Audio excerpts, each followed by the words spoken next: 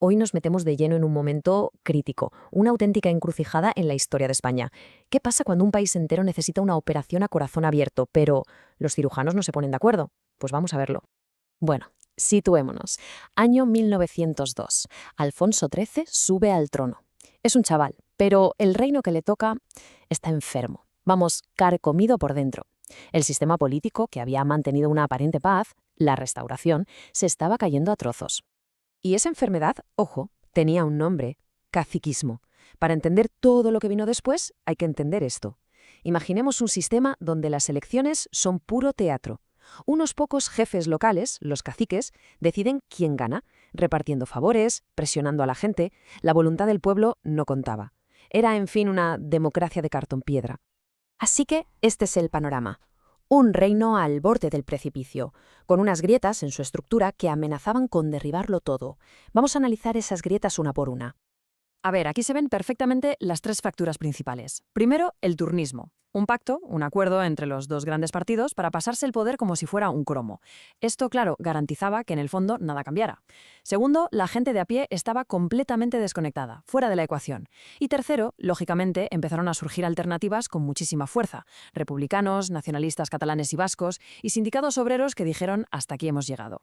Y claro, ante este desastre que se veía venir, aparece una figura clave que intenta ser el cirujano jefe: Antonio Maura, el líder del Partido Conservador.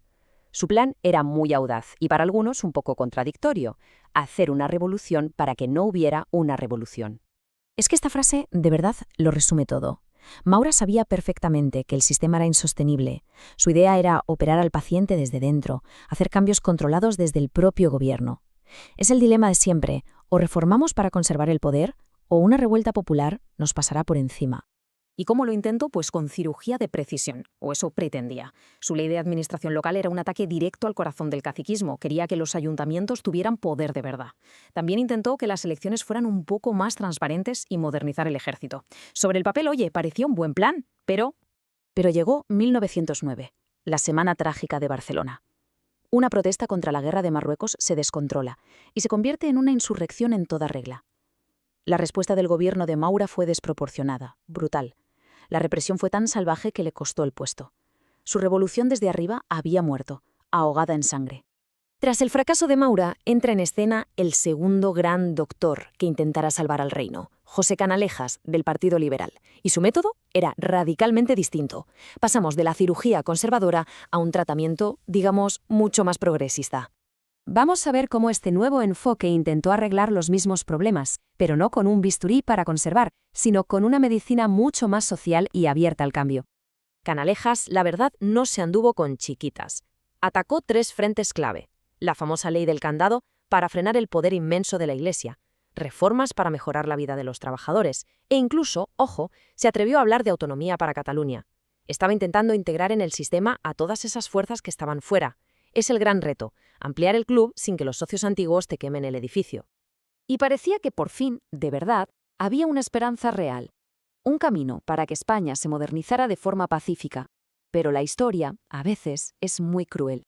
Y así, de un plumazo, o mejor dicho, de un disparo, se acabó todo. En 1912, José Canalejas es asesinado, y con él muere la última gran oportunidad de reformar el sistema desde dentro. Esto nos deja una lección brutal y recurrente en la historia. El progreso a menudo depende de personas concretas, y es increíblemente frágil. Tras la muerte de Canalejas, el sistema se queda, pues eso, huérfano.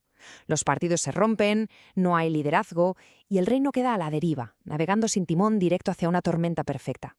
Y entonces llega 1917, el año en que todo salta por los aires.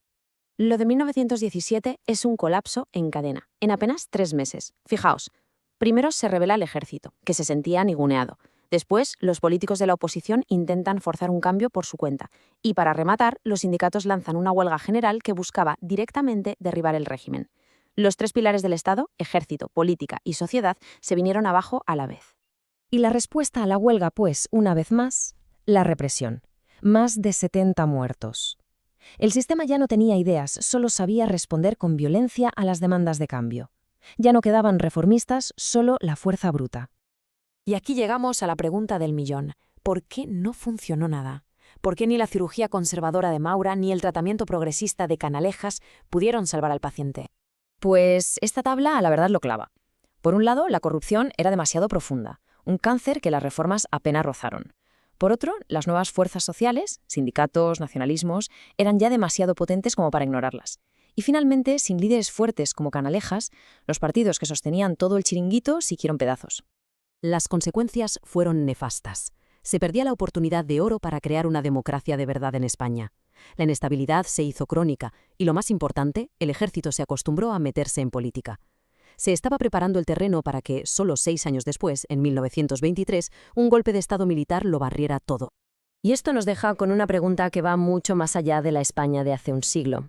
Es la historia de una generación perdida de políticos que lo intentaron, pero fracasaron, y nos obliga a pensar: si un sistema político es incapaz de adaptarse y de reformarse desde dentro, ¿está condenado inevitablemente a romperse?